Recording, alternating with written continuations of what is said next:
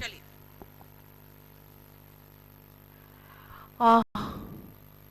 Ma'am अरे बीच में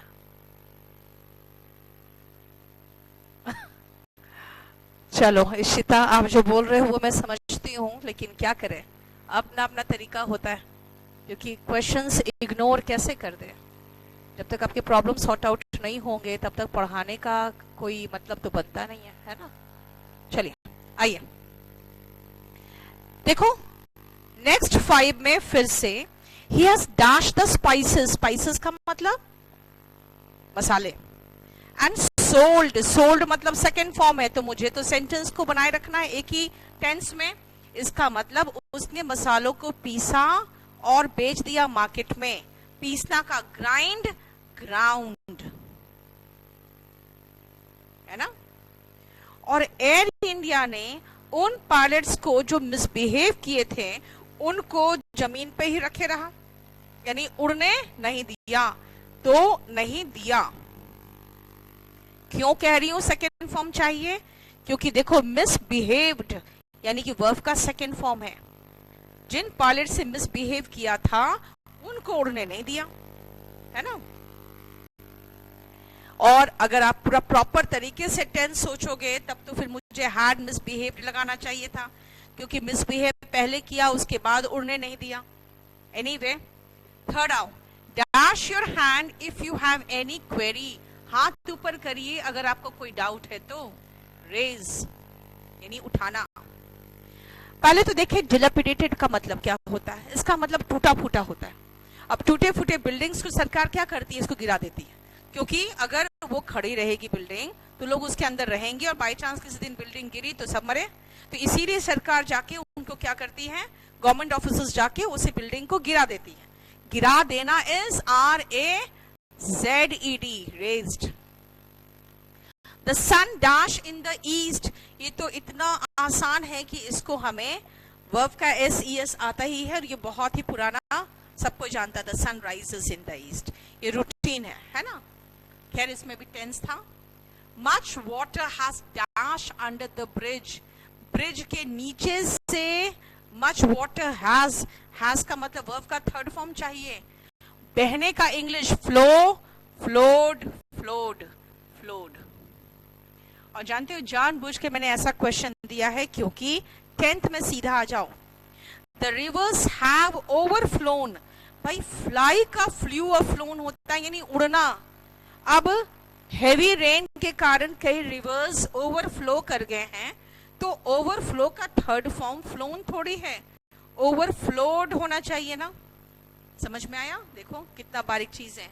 इसका क्वेश्चन ऐसे ही था, much water has phloem under the bridge. याद रखना, बहना इज फ्लोड। हम लोग कहते हैं हॉर्न बजाओ, ब्लो हॉर्न। हॉर्न तभी तो बजती है जब हवा उस जो बना हुआ रहता है हॉर्न उसके अंदर से पास करती है ना, तो वहां पे पास करने पर, हवा पास करने पर एक तरह का आवाज निकलता है। जैसे आप सीटी बजाते हो, कोई भी आप देखोगे सीटी जो आता है बाजार में, उसको बजाने में आपको ब्लो करना पड़ता है हवा, है ना, तो वो बजता है। इसलिए ब्लो हॉर्न भी वही तरीके से बनता है। The government dashed the university in 1950, खत्म मामला, बहुत पुरानी बात है, V2 लगा दो। स्थापित करना इज फाउंड, फाउंडेड, फाउंडेड, है ना।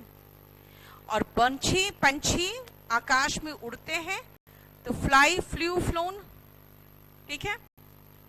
They have dashed him alive, उन्होंने उसे जिंदा पाया, फाउंड हिम अलाइव। देखो अब मैं आपको यही कह रही हूं, वर्ड्स कैसे यूज करना है और कैसे उसको मीनिंगफुल बनाना है। आपको सिर्फ 5 ही तो है। Dash to your lane, stick to your लेन।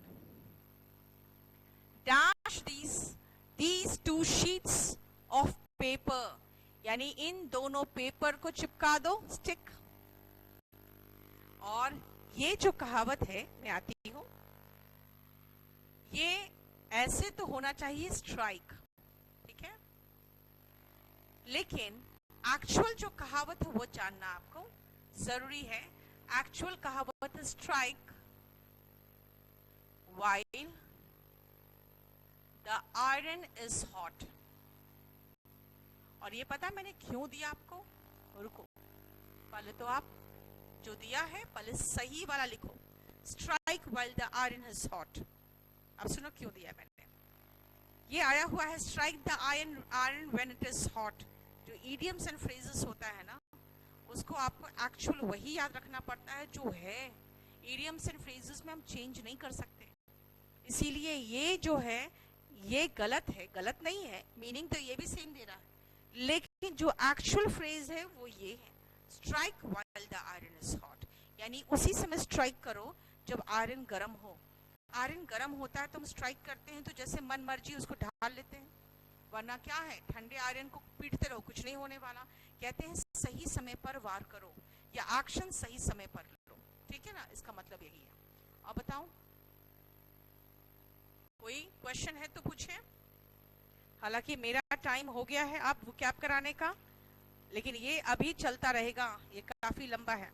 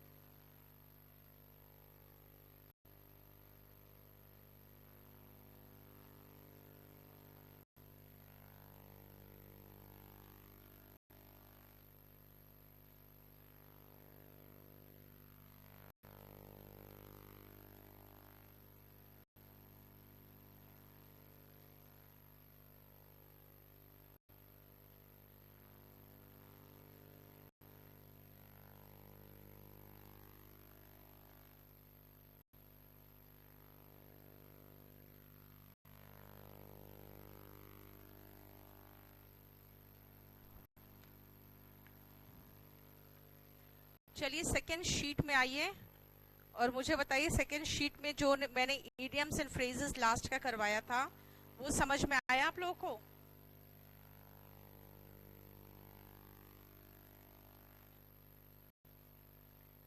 आप उसमें कितने वर्ड्स बच गए हैं जरा देखो तो।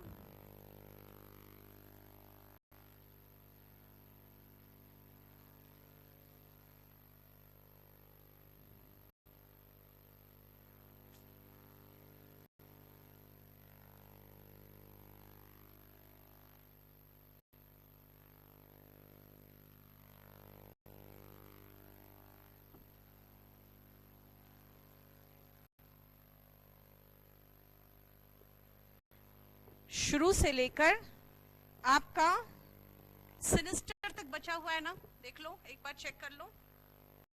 शीट 2 में मैंने केडी लाइव में शीट 2 भेजा हुआ भी है और आपके केडी लाइव चैनल में सारे जितने शीट से वो लोड हो भी रहे हैं, देख लो। कोई प्रॉब्लम हो तो बताओ। पोर्टल पे भी हो रहा है, शीट 2 पोर्टल में भी लोडेड है। वॉइस वेरी लो, वॉइस लो, देख लो एक बार चेक करो।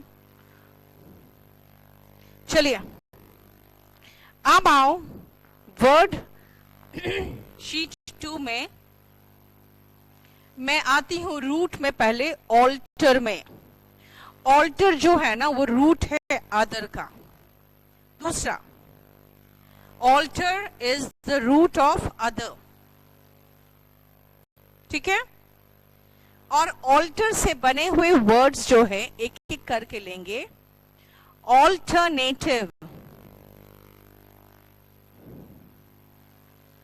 ऑल्टर का मतलब है दूसरा, और ऑल्टरनेटिव का मतलब है कि मान लो अगर मैं कहूं कि मुझे ये ड्रिंक पसंद नहीं है, कोई दूसरा ड्रिंक है आपके पास, मुझे कॉफी पसंद नहीं है, I need some other thing to drink, that means I need some alternative.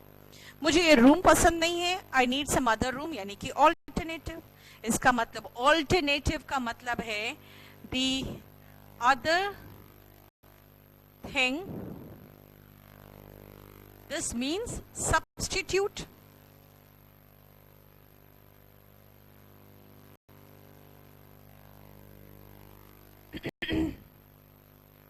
अगर हम कहें कि आज ये टीचर एब्सेंट है, ऑल्टरनेटिव क्या है ना? ऑल्टरनेटिव का मतलब है इसका विकल्प क्या है, यानी अदर थिंग और अदर पर्सन अवेलेबल।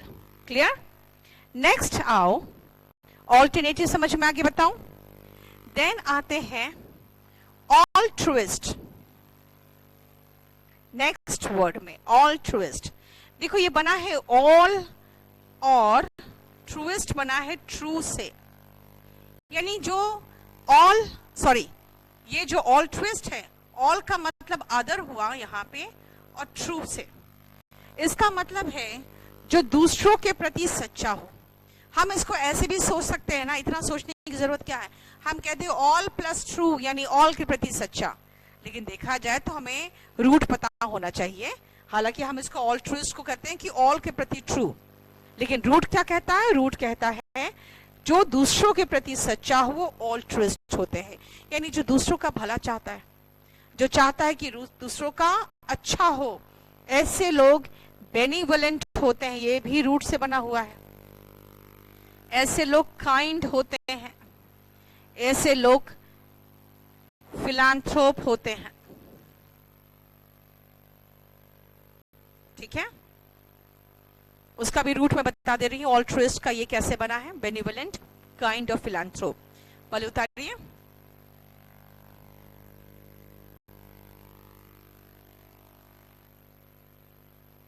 चलो अब सुनो,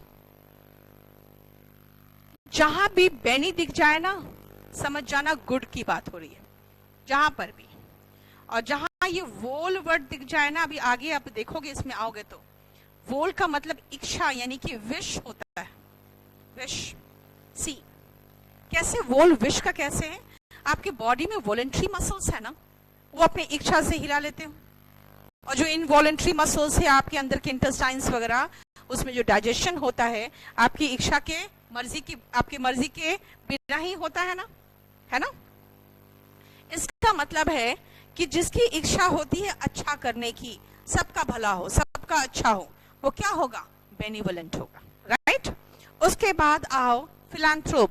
जहां भी फिल वर्ड दिखे समझ जाओ लव है, क्योंकि फिल, फीलिया, फोबिया और मेनिया पढ़ोगे, जहां फिल लिखेगा समझ में आ जाए कि लव है। और एंथ्रोप का मतलब होता है मानव, यानी कि ह्यूमन बींग्स, यानी वन हु लव्स मैनकाइंड, वो फिलांथ्रोप है। राइट? सो फिलांथ्रोप कह दो या फिर कहो काइंड या बेनिवोलेंट, ये सब सिनोनिम है।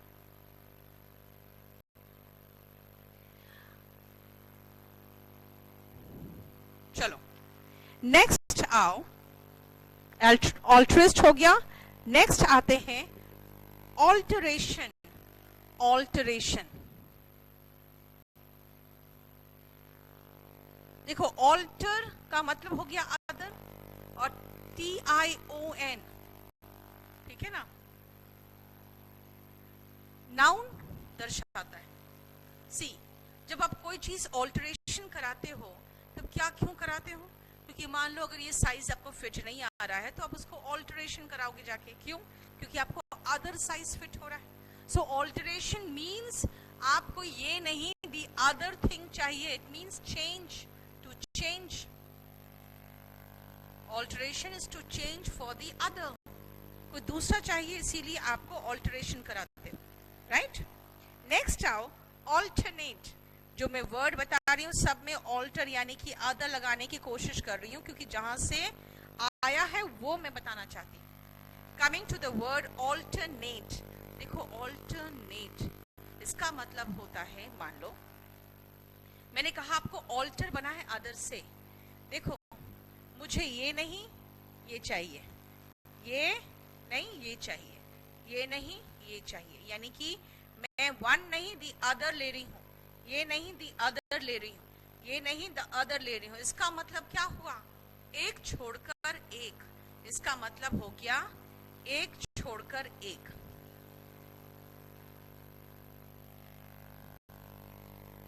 Taking one leaving the other, taking one leaving the other. ठीक है? अब आओ, ये जो ऑल्टरनेट है ना, इस पर ध्यान से समझना ऑल्टरनेट की बात को।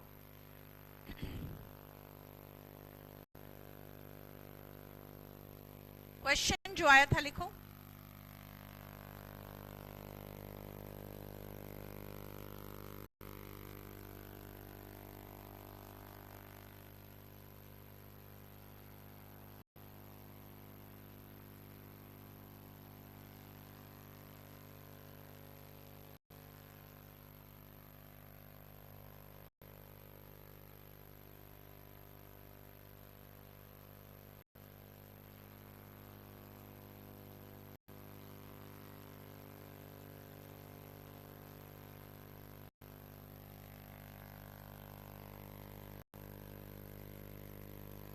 चलो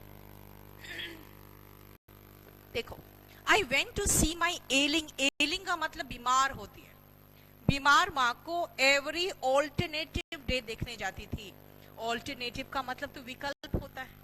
आप बोलना चाहोगे कि मैं एक दिन छोड़कर एक दिन देखने जाता था, तो ऑल्टरनेटिव थोड़ी होगा, ऑल्टरनेट होगा ना, एवरी ऑल्टरनेट डे। ठीक है, नेक्स्ट आओ, ऑल्टरकेशन।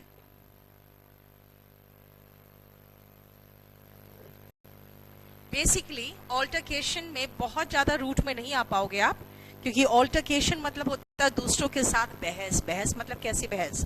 बकझक। जो वर्बल आपका बैटल चलता है ना, उसको कहते हैं ऑल्टरकेशन। इसका मतलब हो गया वर्बल बैटल करके एग्जाम में आया हुआ है, ठीक है, लेकिन इसका मतलब होता है बकझक। Altercation is the best option there.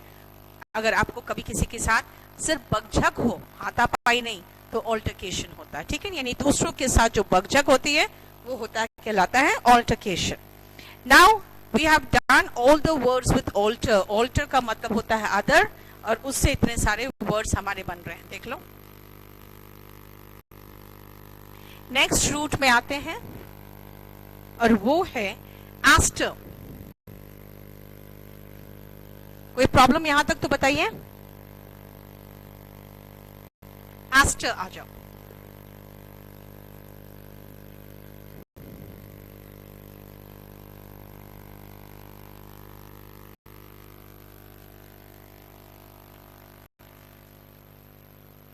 Alter ego में, रुको अभी, इसमें ईगो वाले वर्ड्स हैं इसमें, ओके चलो ऑल्टर ईगो भी देख लेते हैं। इसमें नहीं है तो, कि मुझे लगता है ऑल्टर ईगो फर्स्ट ईगो वाले शीट में होना चाहिए। देखो ऑल्टर ईगो समझ जाओ क्या है मतलब। ऑल्टर का मतलब होता है अदर, ईगो का मतलब आई, है ना, मैं। अदर आई का मतलब क्या क्या हो सकता है, सोचो। अगर आप कहीं नहीं गए हो, कोई कहेगा कि नहीं मैंने आपको उस मॉल में देखा ही था, कहोगे मैं नहीं था, कहोगे नहीं देखा ही था। You might have seen some alter ego. इसका मतलब कोई अदर पर्सन जो मेरी तरह दिखता हो, है ना। यानी कि alter ego means one who resembles me. ये हुआ फर्स्ट मीनिंग इसका ऑल्टर ईगो का। सेकेंड मीनिंग में आओ, अगर आप ऑल्टर ईगो की बात करें, यानी कोई ऐसा व्यक्ति जो मेरी जगह ले सकता हो। मान लो मेरे बारे में सारे राज जानता है, मैं उसको सब कुछ बता चुकी हूँ, मतलब अगर मैं नहीं जाऊं तो मेरे बारे में वो सब कुछ आपको इंफॉर्मेशन दे देगा, आपको कोई प्रॉब्लम नहीं होगा, है ना। ऐसा व्यक्ति ऑल्टर ईगो कहलाएगा। मतलब कि जो आपका बहुत जिगरी दोस्त हो, उसी को ना आपके बारे में सब कुछ मालूम होगा। So bosom friend is also alter ego. तीसरा, कोई व्यक्ति आपको बहुत एक्सट्रोवर्ट दिखता है, पार्टी गोइंग दिखता है ना, लोगों से मिलता जुलता है, लेकिन आप देखते हो कि वो इतना एक्सट्रोवर्ट है, लेकिन कभी वो ये भी तो कह सकता है ना आपको कि ये सब तो पार्ट ऑफ माय जॉब है, मुझे जाना पड़ता है पार्टी में, otherwise you do not know my alter ego. इसका मतलब मेरा मैं जो दूसरा साइड से हूं, तुम तो जानते ही नहीं हो मुझे। So what is alter ego? The other side of one's personality. किसी व्यक्ति का के व्यक्तित्व का दूसरा पक्ष, इसे लिखोगे third meaning, the other side of one's personality.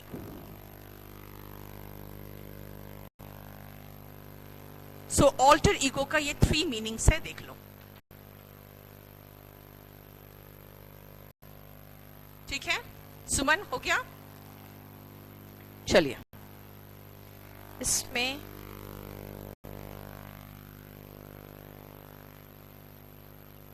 अब आते हैं एस्टर। सुनो, एस्टर का मतलब स्टार होता है, ठीक है? और आपको पता है ना, साइंस पहले आया कि भाषा पहले? बताइए तो। भाषा का पहले आया है भाषा। साइंस तो हाल फिलहाल 19th सेंचुरी के लगभग आपको दिखेगा कि साइंस का शुरुआत हुआ है। यानी कि जब भाषा का आविष्कार पहले हुआ, आप खुद सोचो, जो आप आज भी कहते हो शूटिंग स्टार, क्या वो स्टार है? नहीं है ना स्टार। एस्टेरॉइड है जो बहुत तेज स्पीड से आता है, तो जो अर्थ के एटमॉस्फेयर में जब एंटर करता है तो उसमें आग लग जाती है, बिल्कुल फ्रिक्शन के कारण गर्म हो चुका होता है, ऑक्सीजन मिलते ही आग लग जाती है, तो वो एक शूट करता हुआ स्टार की तरह दिखता है क्योंकि उससे रोशनी निकलती रहती है ना? बड़ा नाम ही रॉन्ग है देखो। तो एस्टर भी जो हमने कहा ना कि इसका रूट है स्टार का, तो अब आप समझ सकते हो कि हम स्टार तक तो पहुंच ही नहीं सकते। हम बगल वाले के बगल, जो हमारे अर्थ के बगल में मार्स, वहां तो पहुंच ही नहीं पाते हैं, तो हम स्टार में कहां पहुंच जाएंगे? एस्टर का मतलब स्टार तो बोला गया था, लेकिन अब हम जानते हैं एस्टर का मतलब सारे हेवनली बॉडीज इंक्लूडिंग स्पेस, सब कुछ को हम एस्टर के रूप में कहेंगे, है ना? यानी जो भी हमारी धरती के बाहर होगा वो एस्टर हो जाएगा। अब आते हैं एस्ट्रोनॉमी। देखो, एस्टर से एस्ट्रो बना और नॉमी वर्ड लगाया गया है। नॉमी बना है नॉमस से। नॉमस का मतलब होता है अरेंजमेंट, ठीक है? नॉमस का मतलब होता है अरेंजमेंट, यानी जब स्टार्स का अरेंजमेंट आप पढ़ते हो ना, वो एस्ट्रोनॉमी में पढ़ते हो। अभी मैं बता रही, रुक जाओ, अभी समझो खाली, अभी लिखना नहीं। फिर लिखो एस्ट्रोलॉजी। अब इसका डिफरेंस क्या है? लॉजी का मतलब तो स्टडी होता है, तो बात तो बराबर ही हो गया। स्टडी ऑफ स्टार्स हो गया एस्ट्रोलॉजी, हालांकि बोलते हैं इसको एस्ट्रोलॉजी कहते हैं, ये ओ साइलेंट होता है। और एस्ट्रोनॉमी, एस्ट्रोनॉमी का मतलब होता है, सेम तो लग रहा है? नहीं, डिफरेंस है। यहाँ पे ये साइंटिफिक स्टडी ऑफ स्टार्स है, और यहाँ पे वो स्टार्स की स्टडी है किस हिसाब से, हमारे डेस्टिनी को किस तरह से स्टार्स, है ना, इफेक्ट करता है, उसकी पढ़ाई को हम एस्ट्रोलॉजी कहते हैं। सो एस्ट्रोनॉमी लिखना, साइंटिफिक स्टडी ऑफ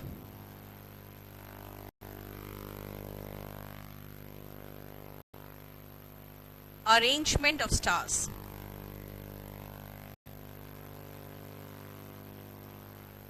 या सीधा साइंटिफिक स्टडी ऑफ स्टार्स लगा दोगे ना तो एस्ट्रोनॉमी होगा। लेकिन जहां पर भी स्टार्स में लिख रही हूं, समझ जाना कि मैं वहां पे स्टार्स के साथ एटसेट्रा लिख रही हूं, क्योंकि स्टार्स, हेवनली ऑब्जेक्ट्स, व्हाटएवर जो भी है, स्पेस, ये सब एस्ट्रोनॉमी में आता है।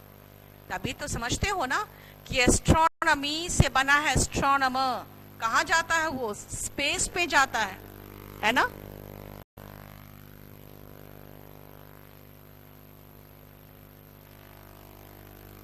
ठीक है,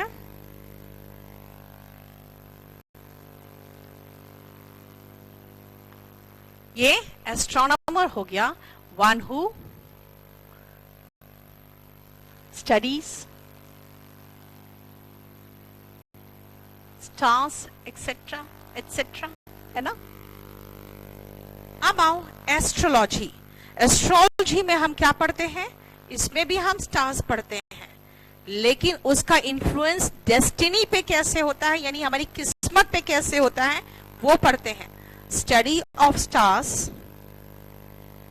and their influence on our destiny.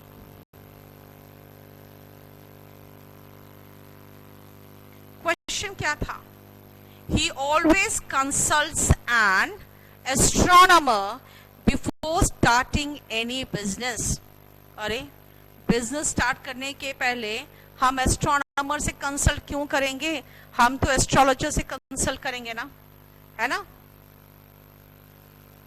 बताइए, कोई क्वेश्चन आपका कहीं से? नेक्स्ट आओ, एस्ट्रोनॉट एंड कॉस्मोनॉट। सबसे पहले ये जो नॉट वर्ड है पहले वो देख ले, ठीक है? NAUT। अगर मैं ये कहूं कि मेरा घर इस सेंटर से 5 नॉटिकल माइल्स है, तो आप कहोगे सही कहा आपने?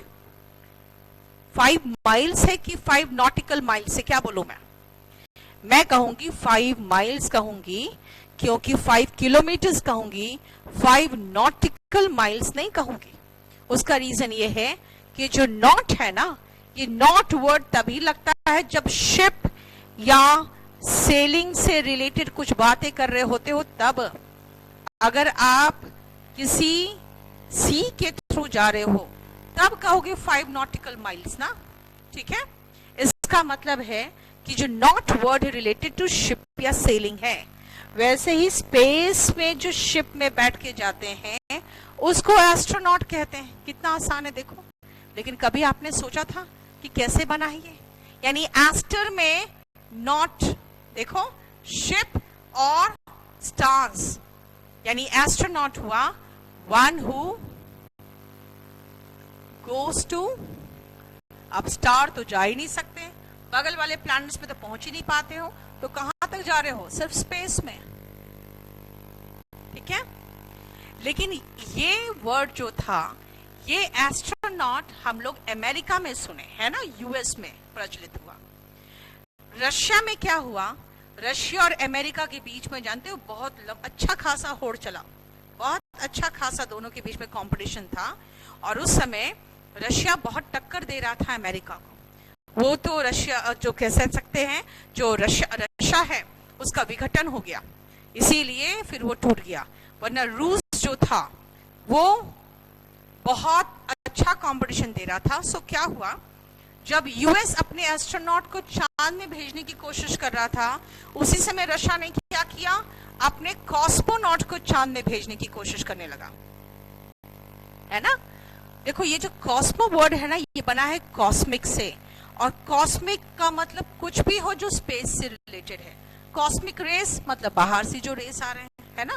तो ध्यान रखना कि cosmo is also related to space, जैसे एस्ट्रो रिलेटेड टू स्पेस है। जिनको हम एस्ट्रोनॉट यूएस में कहते हैं, वही रशिया में कॉस्मोनॉट कहलाता है। Got it? नेक्स्ट आओ, asteroid. Next word is asteroid. देखो एस्टर से ही बना हुआ है, इसका मतलब हुआ small heavenly objects.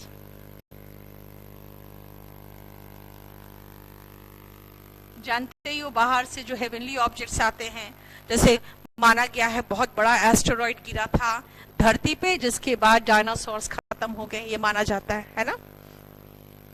And next word is asterisk. देखो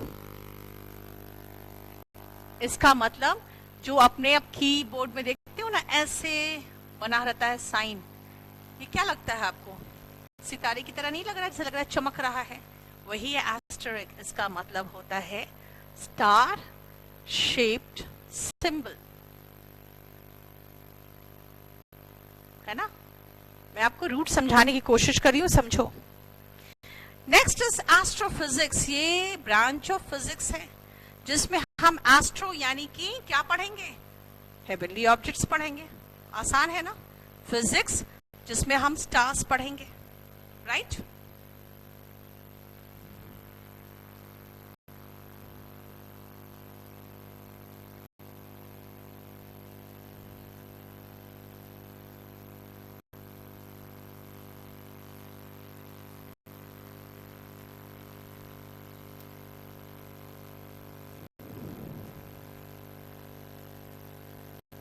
बताइए, कोई प्रॉब्लम यहां तक?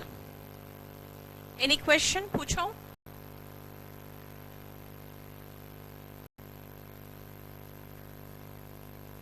नेक्स्ट आओ, डिजास्टर। देखो कितना आसान वर्ड है और कैसे हम कहते हैं कि सुपरस्टिशियस सिर्फ हम ही नहीं है, अंग्रेज भी सुपरस्टिशियस है। कैसे बना ये जानते हो? डिस, अन, इन वगैरह सब नेगेटिव बनाता है। एस्ट्रो मतलब स्टार, जब आपके सितारे गर्दिश में हो तो डिजास्टर होता है आपके साथ। समझ में आया? So disaster is an unlucky event. जैसे नेचुरल डिजास्टर होते हैं, नेचुरल डिजास्टर में ऐसा जो नेचर से रिलेटेड कुछ अनलकी इवेंट होता है, जैसे बाढ़ आ गया है ना, भूकंप आ गया, वो डिजास्टर। अब 14th वर्ड तो मैंने बता ही दिया, नॉटिकल। सो नॉट अगर related to ship and sailing है तो इसी से बना हुआ एडजेक्टिव हुआ नॉटिकल, यानी कि related to ship and sailing. Naut से ही नॉटिकल बना है, ठीक है। नेक्स्ट वर्ड आइए, डेक्स्टर और एड्रॉइड। पहले तो देखो ये दोनों रूट है राइट हैंड का, ठीक है। जैसे हमारा राइट हैंड स्किल्ड होता है, हालांकि मैंने ये शीट 1 में डिस्कस कराया है इसलिए इसमें मैं शॉर्ट मारूंगी। राइट हैंड हमारा ज्यादा स्किल्ड होता है, तो जो भी व्यक्ति या जो चीज निपुण होता है उसको हम डेक्स्टरस कहते हैं, है ना। इसे डेक्स्टरस एंड एड्रॉइड दोनों एडजेक्टिव है और दोनों का मतलब होता है निपुण, यानी कि स्किल्ड, जिसका मैंने सिनोनिम, वेटरन, पास्ट मास्टर, ये सब डिस्कस करा के फर्स्ट शीट में खत्म किया था। और नेक्स्ट वर्ड आओ, ये जैसे वर्ड है एम्बी डेक्स्ट्रस। एम्बी जहां दिखे समझ जाओ बोथ की बात है, और डेक्स्टर राइट हैंड हुआ, इसका मतलब है दोनों हाथों से जो निपुण हुआ, one who can write with both the hands. Ambidextrous लिख लो, one who can write with both the hands. Write क्यों लिखा? क्योंकि आप बहुत सारे काम दोनों हाथ से कर सकते हो, लिखना बहुत मुश्किल है और उसी से पता चल जाता है कि आप लेफ्ट हाथ से काम करते हो कि राइट से। और फिजिक्स, इसमें मैंने ये लिखा था, मैंने मिटा दिया है इसलिए मिट गया। Branch of physics in which we study heavenly objects, ये कहा। और कुछ?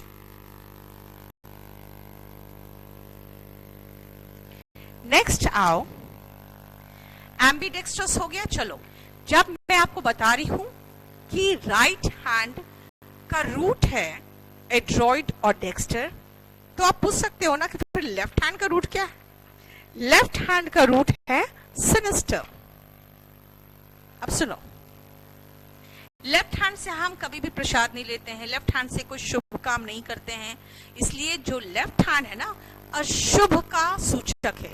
जैसे राइट हैंड हमने अपना कहा स्किल होने का सूचक होता है, लेफ्ट हैंड अशुभ का सूचक माना जाता है, इसलिए सिनिस्टर का मतलब हुआ अशुभ।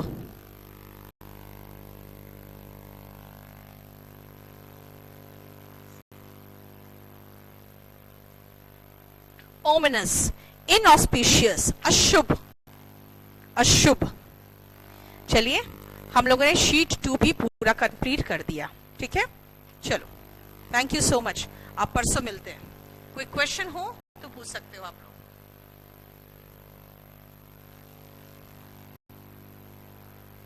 Thank you so much.